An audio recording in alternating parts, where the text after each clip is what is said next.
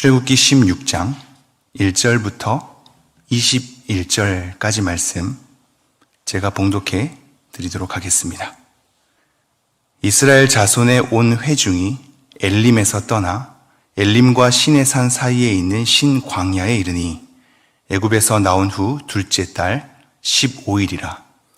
이스라엘 자손 온 회중이 그 광야에서 모세와 아론을 원망하여 이스라엘 자손이 그들에게 이르되 우리가 애굽 땅에서 고기 가마 곁에 앉아있던 때와 떡을 배불리 먹던 때에 여호와의 손에 죽었더라면 좋았을 것을 너희가 이 광야로 우리를 인도해내어 이 온 회중이 줄여 죽게 하는도다. 그때 여호와께서 모세에게 이르시되 보라, 내가 너희를 위하여 하늘에서 양식을 비같이 내리리니 백성이 나가서 일용할 것을 날마다 거둘 것이라. 이같이 하여 그들이 내 율법을 준행하나 아니하나 내가 시험하리라. 여섯째 날에는 그들이 그 거둔 것을 준비할지니 날마다 거두던 것에 갑절이 되리라. 모세와 아론이 온 이스라엘 자손에게 이르되 저녁이 되면 너희가 여호와께서 너희를 애굽 땅에서 인도하여 내셨음을 알 것이요 아침에는 너희가 여호와의 영광을 보리니 이는 여호와께서 너희가 자기를 향하여 원망함을 들으셨음이라. 우리가 누구이기에 너희가 우리에게 대하여 원망하느냐. 모세가 또 이르되 여호와께서 저녁에는 너희에게 고기를 주어 먹이시고 아침에는 떡으로 배불리시니 이는 여호와께서 자기를 향하여 너희가 원망하는 그 말을 들으셨음이라. 우리가 누구냐? 너희의 원망은 우리를 향하여 함이 아니요 여호와를 향하여 함이로다. 모세가 또 아론에게 이르되 이스라엘 자손의 온 회중에게 말하기를 여호와께 가까이 나아오라. 여호와께서 너희의 원망함을 들으셨느니라 하라. 아론이 이스라엘 자손의 온 회중에게 말하매 그들이 광야를 바라보니 여호와의 영광이 구름 속에 나타나더라. 여호와께서 모세에게 말씀하여 이르시되 내가 이스라엘 자손의 원망함을 들었노라. 그들에게 말하여 이르기를 너희가 해질 때에는 고기를 먹고 아침에는 떡으로 배부르리니 내가 여호와 너희의 하나님인 줄 알리라 하라 하시니라.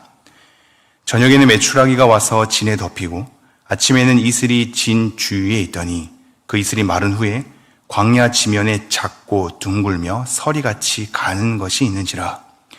이스라엘 자손이 보고 그것이 무엇인지 알지 못하여 서로 이르되 이것이 무엇이냐 하니 모세가 그들에게 이르되 이는 여호와께서 너희에게 주어 먹게 하신 양식이라. 여호와께서 이같이 명령하시기를 너희 각 사람은 먹을 만큼만 이것을 거둘지니 곧 너희 사람 수요대로 한 사람의 한 오멜씩 거두되 각 사람이 그의 장막에 있는 자들을 위하여 거둘지니라 하셨느니라. 이스라엘 자손이 그같이 하였더니 그 거둔 것이 많기도 하고 적기도 하나 오멜로 되어 본즉 많이 거둔 자도 남음이 없고 적게 거둔 자도 부족함이 없이 각 사람은 먹을 만큼만 거두었더라. 모세가 그들에게 이르기를 아무든지 아침까지 그것을 남겨두지 말라 하였으나 그들이 모세에게 순종하지 아니하고 덜어는 아침까지 두었더니 벌레가 생기고 냄새가 난지라.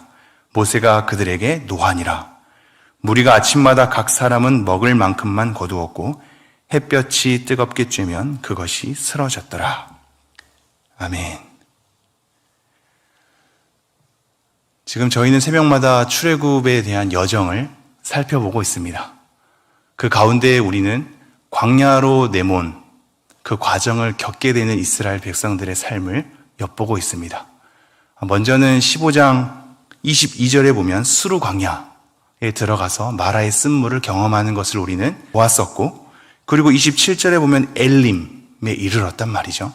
거기서 물 곁에 장막을 쳐서 지내는 이스라엘 백성들의 삶을 볼 수가 있습니다. 그리고 오늘 16장은 바로 신광야에 이르는 사건입니다. 그럼 그 전의 삶들은 살펴보지 않는다 할지라도 수르 광야, 엘림, 신광야, 이렇게 삶의 여러 장소들, 형장들, 장면들이 있단 말이죠. 마치 우리의 삶의 여정이 그러하듯 말입니다. 수많은 직장을 옮길 수도 있고 집을 옮길 수도 있고, 그러나 우리의 생은 계속해서 이어져 가고 있는 것처럼 지금 이스라엘 백성들은 수르 광야에서 엘림으로 다시 신광야에 이르기까지 다양한 사건을 경험하게 됩니다. 그 사건 가운데 오늘 말씀은 원망을 하는 하나의 사건이 일어나는 건데요. 옛 시절을 회상하며 현재의 굶주림에 있어서 하나님 앞에 원망하게 되는 사건입니다. 그 원망을 가지고 하나님은 만나와 메추라기를 먹이시는 것으로 은혜를 덧입어 주시죠. 이런 사건 가운데 우리가 몇 가지만 좀 살펴보도록 하겠습니다. 먼저는 원망이라는 단어인데요. 제가 한번 2절 말씀 읽어드리죠. 이스라엘 자손 온 회중이 그 광야에서 모세와 아론을 원망하여. 어떻게 원망했는지는 구체적으로 얘기하고 있진 않지만 분명히 원망을 했단 말이죠.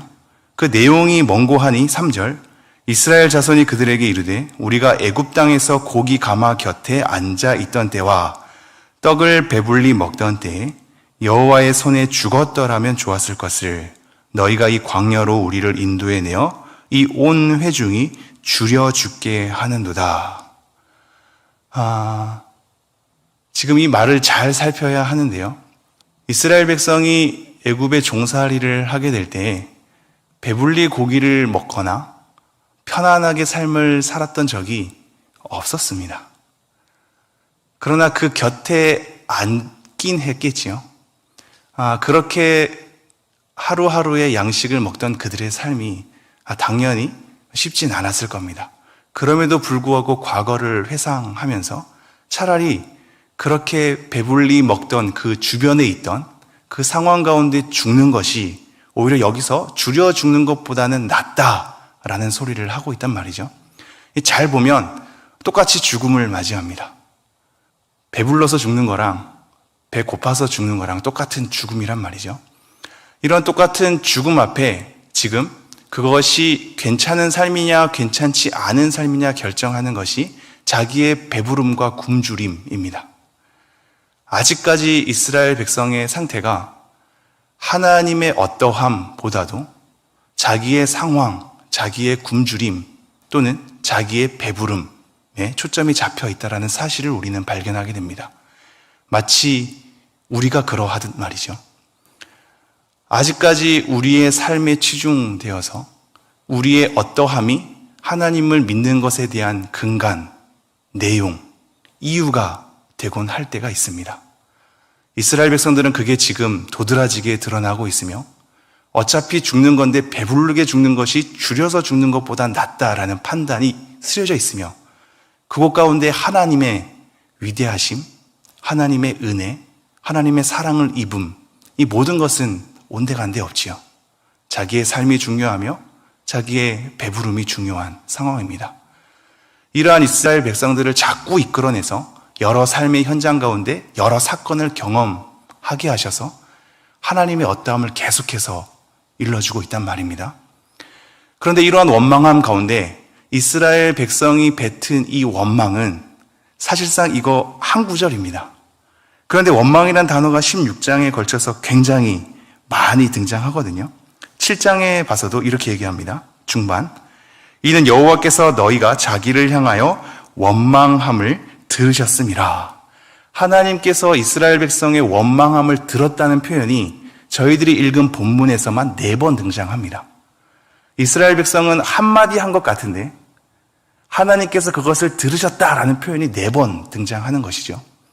그들의 원망함이 하나님께서 보시기에 아무렇지도 않은 것은 아니었던 것 같습니다.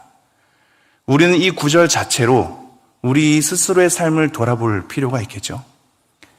우리가 하나님 앞에 원망하는 것은 없는가 충분히 돌이켜볼 수 있을 것입니다.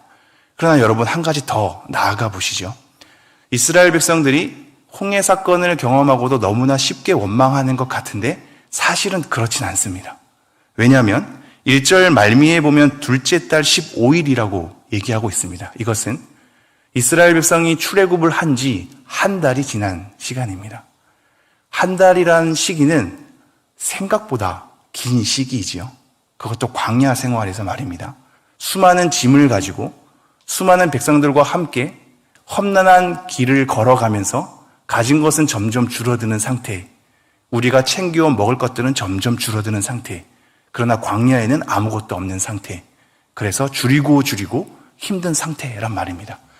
우리의 생각보다는 원망의 시선으로 간단하게 넘어가지 않았다라는 것을 먼저 생각해야 되고요.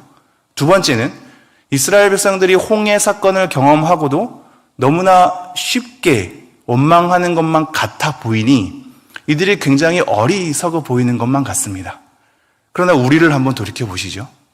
우리는 어떠한가를 살펴봤을 때 이들은 홍해 사건이란 위대한 사건을 경험하고도 이랬다라고 우리가 비난할 수 있겠지만 정작 우리를 돌이켜보면 예수 그리스도의 엄청난 십자가의 은혜를 경험하고도 우리는 원망하고 있단 말이죠. 우리가 과연 이스라엘 백성들보다 나은 삶이라 할 수 있는가를 이 지점에서도 돌아볼 필요가 있습니다.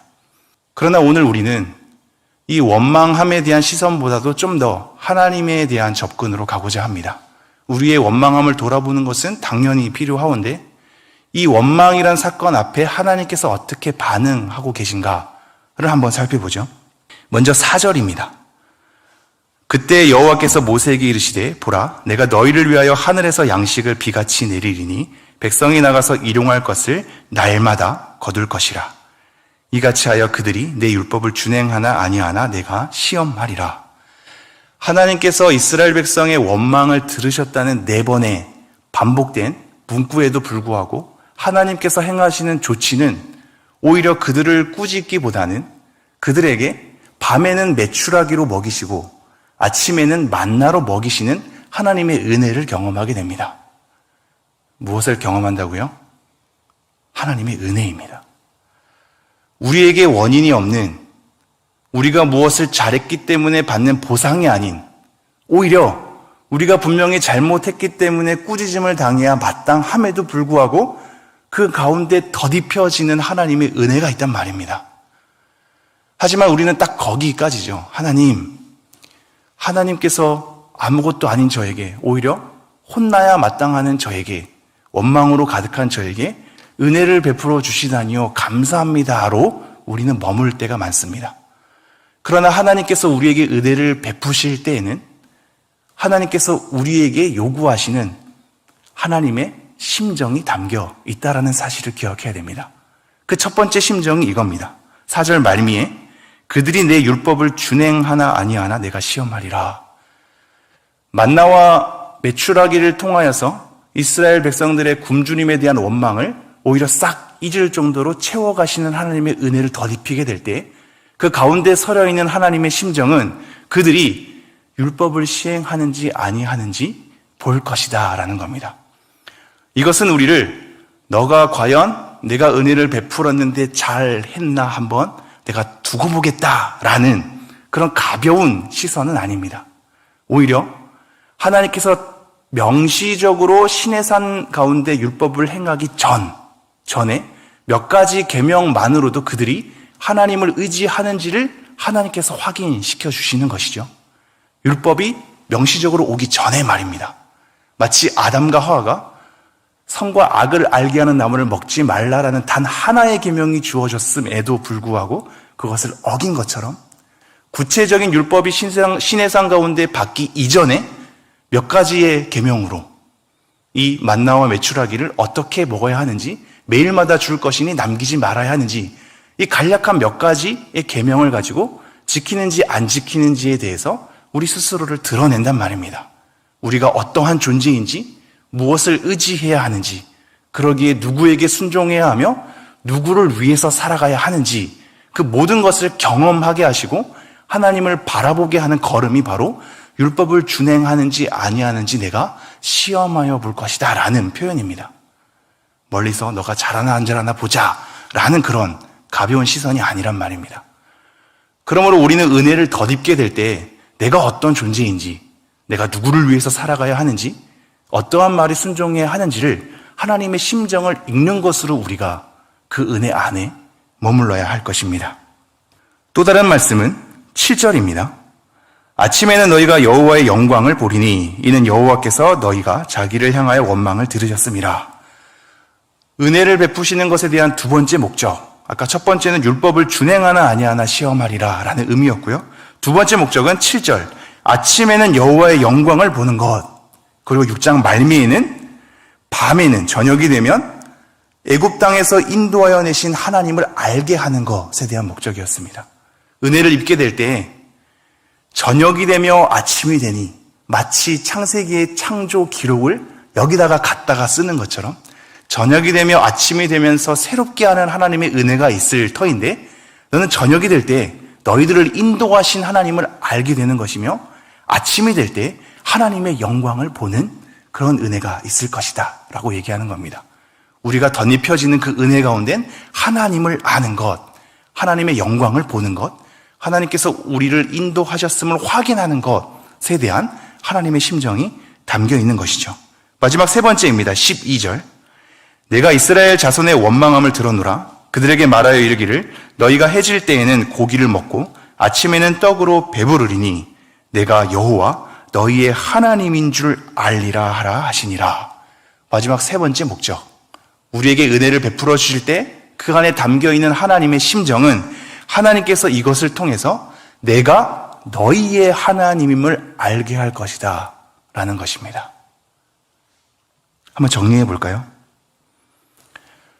이스라엘 원망 앞에 하나님께서 반응하시는 조치는 오히려 매일 새롭게 덧입혀지는 은혜였습니다. 저녁이 되면 메추라기로 먹이시고 아침이 되면 만나를 통해서 먹이시는 하나님의 엄청난 은혜였단 말이죠. 그러나 그 은혜를 우리가 그냥 감사합니다로 끝나는 것이 아니라 그 은혜 속에 서려져 있는 하나님의 심정, 이 율법을 통하여서 우리의 수준을 알게 하고 하나님을 바라보게 하며 어떠한 길로 걸어가고 순종해야 할 것인가를 일러주시는, 깨닫게 하시는 하나님의 심정이 있고, 그 가운데 이 덧입혀지는 은혜를 통하여 하나님의 영광을 보는 것, 하나님께서 우리를 인도하시는구나를 확인하는 것, 그래서 총괄적으로 하나님께서는 우리의 하나님이구나를 알게 하는 것으로 은혜가 펼쳐지고 있습니다. 우리 또한 오늘도 매일 새롭게 하시는 은혜 가운데 이 하루를 열어갑니다. 이스라엘 백성이 수르 광야에서 엘림을 거쳐 신 광야에 이르기까지 삶의 다양한 자리, 다양한 사건을 경험하는 것처럼 우리 또한 하나님 안에서 여러 삶을 경험할 것입니다. 여러 지역, 여러 이사한 곳, 여러 어린 시절부터 지금까지 있기까지의 내 삶들, 그 가운데 우리는 다양한 것을 경험하고 있고 매일마다 새롭게 덧입혀지는 은혜를 경험하고 있습니다. 이 은혜 안에서 하나님이 과연 어떠한 분인가를 우리가 진실로 알게 되는, 그래서 하나님을 더욱더 의지하게 되는 여러분 되기를 간절히 소망합니다. 기도하겠습니다. 하나님, 오늘도 저희에게 하루를 허락하여 주시니 감사합니다. 그냥 허락된 하루가 아니라 새롭게 덧입혀준 은혜 가운데 이 하루가 주어졌음을 다시 한번 기억하게 됩니다. 하나님, 이 은혜의 누림 가운데 하나님이 과연 어떤 분이시며 우리를 어떻게 인도하고 계시는지를 철저히 알아 하나님께 더 순종하고 하나님의 기쁨을 위해서 더 살아갈 수 있는 우리 인생들이 될 수 있도록 우리를 인도하여 주시옵소서. 이 모든 말씀 우리 주 예수 그리스도 이름으로 기도합니다. 아멘.